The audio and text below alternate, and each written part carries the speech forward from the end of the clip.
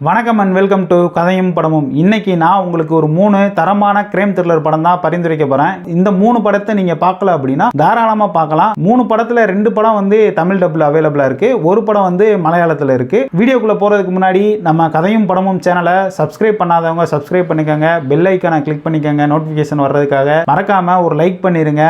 நான் முதல்ல உங்களுக்கு பரிந்துரைக்க போற படம் என்னன்னு பாத்தீங்க அப்படின்னா மலையாள படம் தாங்க. இந்த படம் மலையாளத்துல தான் அவைலபிளா இருக்கு, தமிழ் டப் கிடையாது. ஆனா படம் சூப்பராகவே இருக்கும். காமெடி கலந்த ஒரு கிரைம் இன்வெஸ்டிகேஷன் த்ரில்லர் படம். சரி, படத்தோட கதை சுருக்கம் என்னன்னு பாத்தீங்க அப்படின்னா, அமைதி பூங்காவா இருக்கிற ஒரு ஊருக்குள்ள வந்து டிடெக்டிவ்னு சொல்லி நம்ம ஹீரோ இருக்காப்ல. அவர் சால்வ் பண்ற கேசஸ் எல்லாம் பாத்தீங்க அப்படின்னா திருடு போன நகை, அதாவது அந்த ஊருக்குள்ள காணாம போன ஆடு மாடு, சின்ன சின்ன திருட்டுகள் எல்லாம் கண்டுபிடிச்சு தான் ஊருக்குள்ள வந்து பெரிய டிடெக்டிவ் அப்படின்னு சொல்லி மார்த்தட்டிக்குவாப்ல. இப்போ அந்த ஊர்ல வந்து அடுத்தடுத்து ஒரு சில கொலைகள் எல்லாமே நடக்க ஆரம்பிக்குது. மொத்த ஊருமே பயந்து போய் இருக்காங்க. இப்போ நம்ம டிடெக்டிவ் இருக்காப்ல, அவரோட ஃப்ரெண்டு வந்து போலீஸ் அப்படிங்கறனால இப்போ இவங்க 2 பேர் சேர்ந்து இந்த விசாரணையை கையில் எடுத்து எப்படியாவது இந்த கேஸை சால்வ் பண்ணிடணும் அப்படின்னு சொல்லி விசாரிக்க ஆரம்பிக்கிறாங்க.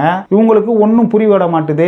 அதுக்கடுத்து அடுத்து ஒரு கொலையும் நடந்துருது. ஊர் மக்கள்ல இருக்கிற ஒரு சில பேர் வந்து ஒரு முடிவு பண்ணிடுவாங்க, இவங்கள நம்பணும் அப்படின்னா நம்ம உயிருக்கு உத்தரவாதம் கிடையாது, அடுத்து யாரை கொலை பண்ண போறாங்கன்னு தெரியல, நம்ம பேசாம உண்மையிலேயே விசாரிக்கிற ஒரு போலீஸ் ஆஃபீஸரை நம்ம ஊருக்குள்ள கொண்டு வந்தா என்ன அப்படின்னு சொல்லி அங்க இருக்கிற கவுன்சிலர் மூலமா இன்வெஸ்டிகேஷன் டீமை வந்து அந்த ஊருக்குள்ள வர வச்சிடறாங்க. வந்ததே நம்ம டிடெக்டிவ்க்கு வந்து கொஞ்சம் போராமை ஆகுது. நம்ம ஊருக்குள்ள மிகப்பெரிய டிடெக்டிவ்னு சொல்லிட்டு இருக்கோம், ஒருத்தன் நம்ப மாட்டான். இப்ப பாடுறானா வேற ஒருத்தனை கொண்டு வந்து இறக்கிட்டு அவனை விசாரிக்க விடுறாங்க அப்படின்னு சொல்லி கொஞ்சம் போராமலே இருப்பாப்ல. இப்போ இன்வெஸ்டிகேஷன் டீம்ல இருக்கிற ஆபீசர்ஸ் எல்லாம் விசாரிக்க ஆரம்பிப்பாங்க.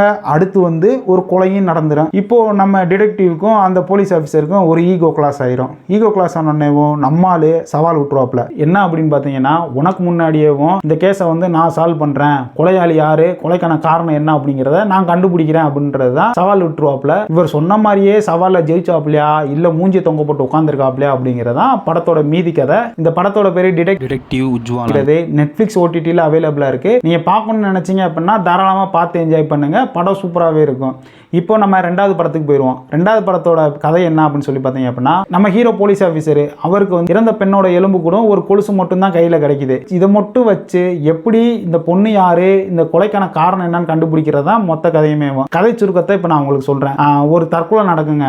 அந்த தற்கொலையில பல உண்மைகள் வெளியே வரும். அதுல ஒரு உண்மை தான் இந்த பொண்ணை வந்து கொலை பண்ணிருக்காங்க அப்படிங்கிறது. தற்கொலை பண்ற ஆள் வந்து லைவ் வீடியோல வந்து நானும் இன்னும் சில பேரும் சேர்ந்து இந்த இடத்துல ஒரு பொண்ணை கொன்னு புதைச்சு வச்சிருக்கோம் அப்படின்னு சொல்லி லைவ்ல சொல்லிட்டு தற்கொலை பண்ணிடுவாப்ல. இப்போ போலீஸ் அந்த இடத்துல வந்து குழியை தோண்டி பார்ப்பாங்க. அங்க உண்மையிலே ஒரு பொண்ணோட எலும்பு கூடும் அந்த பொண்ணு போட்டிருந்த கொலுசு மட்டும் தான் நம்ம ஹீரோ கையில கிடைக்கும். எப்படியாவது இந்த கேஸை சால்வ் பண்ணணும். அவருக்கு வந்து ஒரு பேட் இமேஜ் வந்து அந்த ஸ்டேட் ஃபுல்லாவே பரவி இருக்கும். என்ன அப்படின்னு சொல்லி பார்த்தீங்க அப்படின்னா, தலைவர் வந்து ரம்மி விளையாண்டு ரம்மியில ஃபேமஸ் ஆகி இருப்பாப்ல. இந்த விஷயம் ஒரு போலீஸ் ஆஃபீஸர் ரம்மி விளையாண்டு இப்படி இருக்காப்ல அப்படின்னு சொல்லி சஸ்பெண்ட் ஆகி திருப்பி ஜாயின் பண்றப்பதான் இந்த கேஸ் வந்து இவர் கையில கிடைக்கும். அதனால வெறி கொண்டு இருப்பாப்ல, எப்படியாவது இந்த கொலைக்கான காரணத்தை கண்டுபிடிக்கணும் அப்படின்னு சொல்லி. அப்போ வந்து ஒருத்தரை கண்டுபிடிச்சு அங்க போய் விசாரிப்பாரு. விசாரிக்கிறப்போ நம்ம ஹீரோவோட ஈகோவை டச் பண்ணிடுவாங்க. இதுக்கப்புறம் ஹீரோவோட ஈகோவை டச் பண்ணனால இவன் தான் கொலை பண்ணியிருக்கான் அப்படிங்கிறத ப்ரூவ் பண்றதுக்காக அவர் அதுக்கடுத்து இன்வெஸ்டிகேஷன் பண்றது தான் மொத்த கதையுமேவும். இந்த படத்தோட பிளஸ் நம்ம ஹீரோ தாங்க. தலைவர் எப்படியெல்லாம் விசாரிக்கிறாப்ல,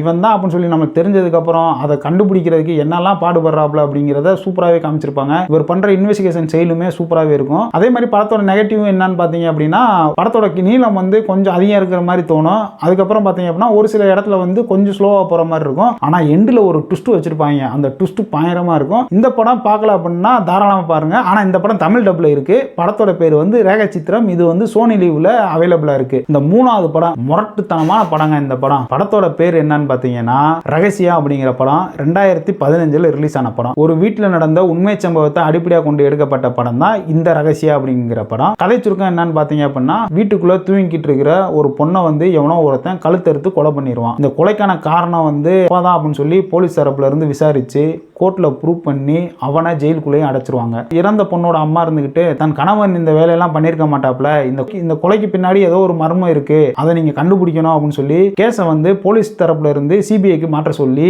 மேல்முறையீடு பண்ணிடுவாங்க. இப்போ சிபிஐ கையில இந்த கேஸ் விசாரணைக்கு வந்துடும். சிபிஐ வந்து விசாரிக்க ஆரம்பிப்பாங்க. விசாரிக்க ஆரம்பிக்கிறப்பதான் ஒவ்வொரு உண்மையா வெளியே வரும். இந்த உண்மையில பல ட்விஸ்டுகள் எல்லாமே இருக்கும். கடைசியில உண்மையான கொலையாளி யாரு, அந்த கொலைக்கான காரணம் என்ன, அதுக்கப்புறம் அந்த இறந்து போன பொண்ணோட அப்பா வெளியே வந்துட்டாப்ல இல்லையா அப்படிங்கிறத சூப்பரா காமிச்சிருப்பாங்க. இந்த படம் உண்மை சம்பவத்தை அடிப்படையாக கொண்டு எடுக்கப்பட்டதுனால என்னவோ படத்தோட எண்ட்ல வந்து இன்னமும் இந்த விசாரணை வழக்கு வந்து நடைபெற்றுக்கிட்டு இருக்கு அப்படின்னு சொல்லி போட்டுருவாங்க. இந்த படம் தமிழ் டப்லயே அவைலபிளா இருக்கு. படம் பார்க்கலாம் அப்படின்னா தாராளமா பார்த்து என்ஜாய் பண்ணுங்க. சூப்பரா இருக்கும். இந்த 3 படத்துக்கும் கதையும் படமோட ரேட்டிங் என்னன்னு பார்த்தீங்க அப்படின்னா 10க்கு 7 கொடுப்பேன். நீங்க இந்த படத்தெல்லாம் பார்த்துட்டு உங்களுக்கு இந்த படத்துக்கு எத்தனை ரேட்டிங் கொடுப்பீங்க அப்படிங்கிறத கமெண்ட் பாக்ஸ்ல சொல்லுங்க. இந்த படம்லாம் நீங்க ஆல்ரெடி பார்த்துருந்தீங்க அப்படின்னா அதுல உங்களுக்கு என்னென்ன சீன்ஸ் எல்லாம் பிடிச்சிருக்கோ அதையும் கமெண்ட் பண்ணுங்க. இந்த வீடியோ உங்களுக்கு பிடிச்சிருந்துச்சு அப்படின்னா மறக்காம ஒரு லைக் பண்ணிக்கங்க. உங்க ஃப்ரெண்ட்ஸ் அண்ட் ஃபேமிலிக்கு ஷேர் பண்ணுங்க.